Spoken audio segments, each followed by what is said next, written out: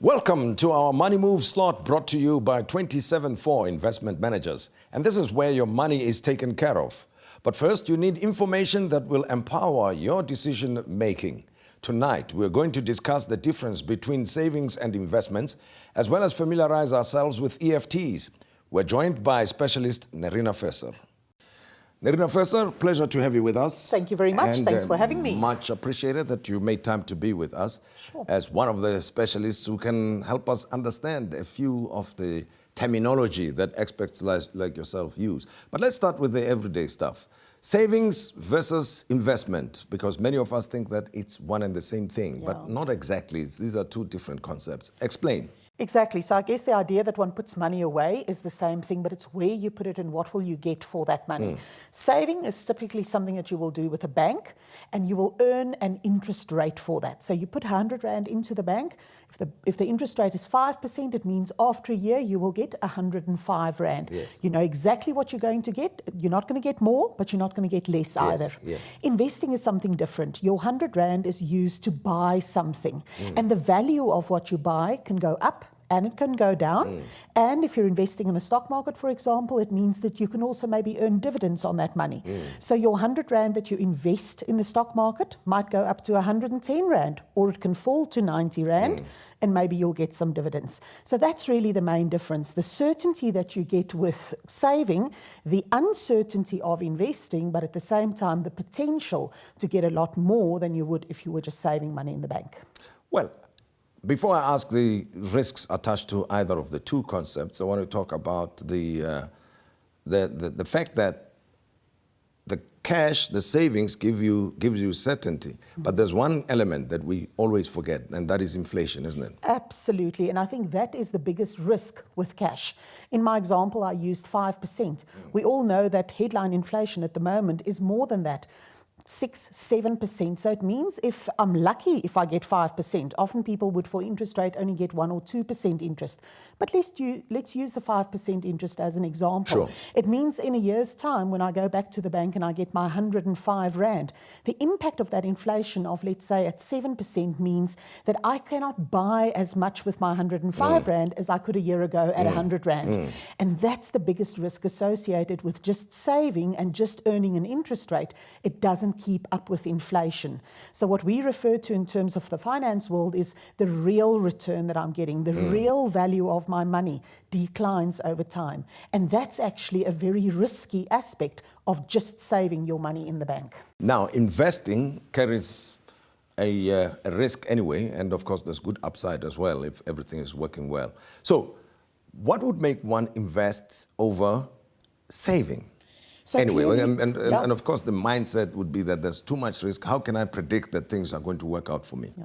I think what one needs to understand with investing is you should never accept that things will only go up. As long as you acknowledge that there will be times that the price of what you bought can go down a little bit as well, over the longer term, we do know that the trend is up, that there will be an increasing trend, so your money will become more. When do you save and when do you invest? You save when it is a relatively short term. If I need to save money now to pay for school fees in 3 months' time, or maybe put down a deposit on a car in 6 months' time, you don't invest that money. You save that money because you need the certainty that my 100 Rand is there when I go back to get it from the bank. Investment is something that you do for the longer term. Definitely not less than 1 year. Preferably you should be thinking in terms of 3 or 5 or even 10 years in terms of the returns, because we know that over that longer period of time, your money will definitely be worth more than it was when you invested, and it certainly will be a lot more than what it was just if you just left it in the bank. So the risk part is managed by taking a long-term view on your investment, right? That's one aspect of it. So what is also more risky in terms of investment is if you buy shares in just one company. Then you're really very exposed to that single company, whether it does well or whether it does poorly. I mean, a lot of people have had experience, for example, with Able, African Bank. That's an example of a company that almost went bankrupt. Then you get other companies that do exceptionally well. The risk associated with investing in just a single company is very big. So by investing in more than one company, a basket or a group of companies, you reduce that risk considerably, and that makes it a lot safer for people to invest in the stock market. Well, if you invest some money over 5 years, what would you regard as a reasonable return on that investment, even if you diversify in the manner that you have Yes. explained, yeah? So in the long term, what we know is that the returns that you get in the equity market can be anything between 5 and 10% above inflation. So if inflation is 5%, you can expect to get 10 to 15% from your stock market investments. If inflation is 10%, you can expect to get 15 to 20% return on your stock market investments. There will be some individual investments that will do a lot better. There will be some that will do a lot worse. But on average, sort of for the overall average share on the market, somewhere between 5 and 10% higher than your inflation rate. Now, ETFs. Yes. There's another animal there. Please explain. So ETF stands for Exchange Traded Fund. Yes. What does that mean? You are buying into a fund. So it's not just a single company that you're buying. Yeah. It's a little bit like going to the shop and buying a hamper of food. Yes. You're not just buying meat or just buying tea. You're actually buying a whole basket of companies in one go. Exchange traded means that you also buy into this fund on the stock exchange. So it's a form of investing on the stock market, but it's one that is done at much less risk because you are buying this basket of companies. And also the type of ETFs that are available are typically the best and the biggest and the well-known companies in the market. So it represents a much lower risk way for the average man on the street to invest in the stock market, getting that benefit of the 5 or 10% above inflation without taking on undue risk of investing in just a single company. But how can you differentiate them? I mean, from one to the other? So, let's think of something like tomato sauce. All Gold makes tomato sauce. You get Koo that makes tomato sauce. There's lots of different brands. And the same applies to ETFs or exchange-traded funds. There are different brand names. A lot of people might be familiar with the name Satrix. Satrix was the first ETFs to list on the JSE, and it was 16 years ago. But there are many others as well. Also, they don't only give you exposure to just the biggest companies overall on the JSE. You might get a industrial ETF, for example, that only invests in industrial companies, or a financial ETF that invests just in financial companies. Nowadays, you can also buy ETFs that give you exposure to the listed property market, or to international markets, so to give you the performance of global equities in the USA or in Europe or in Japan. So there are many different flavors and types of ETFs.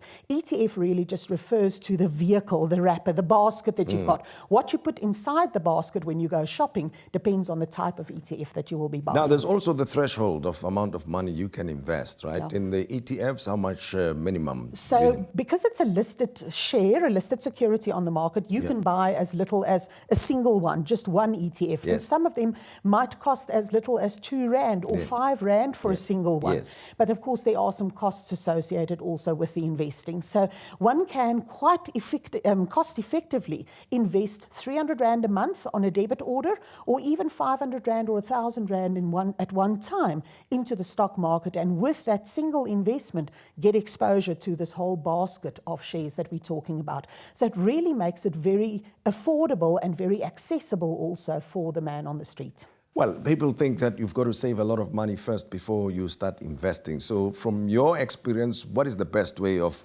working out your strategy and approach to making these investments? What I often suggest to people is just get started. Start with a minimum of, say, R300 a month debit order. Start with a single ETF that you invest that in. Start getting a feel for how this is. Don't do that with the money that you need to buy the groceries, but do that with maybe the money that you would have spent on beer on Friday night at the Shebeen, or maybe that you've paid on a cappuccino or next time that you go to the shops. So use that money and actually put it on a debit order, so that you know that also that money is invested before you even almost see it coming into your bank account. That then gradually starts building up, and over time you can increase that amount of money. You can also look how it grows, a little bit up, a little bit down, and so on, and get more comfortable with it, and in that way also become a much better investor by using ETFs in that way. Well, you're not a psychologist, but let me put you on the spot and help us develop the spirit and the mental attitude that you need to have when you deal with investments. What sort of mental attitude do you need to have, you think? I love stories and analogies. So I love to tell people, think of your investments like you would when you're baking a bread or a cake in the oven. The oven has got a little glass window. You mix it very properly, you put it into the pan and you put it into the oven, and then you close the door. Yes. You can look at it through the glass window to see, is it rising? Is it actually getting cooked? You can see what's happening there, but you don't open the oven door and you don't poke your finger inside it to see, why is my cake not rising? Why is my bread not cooked yet? That's how you destroy the value of your investment. So look at it. By all means, open up your online stockbroking or your investment statements, look at it, but resist the risk of, oh, the market is falling. Let me sell it now, because that's a surefire way to lose money over the long term. Nerina Visser, thank you very much for talking to us. My pleasure. And Thank you. we enjoyed having you here on Money Moves. And that's where we talk about your money and give you advice on how to make your money work for you. You work hard for it, after all. So Nerina Visser, expert on financial matters. We continue with the program in a moment.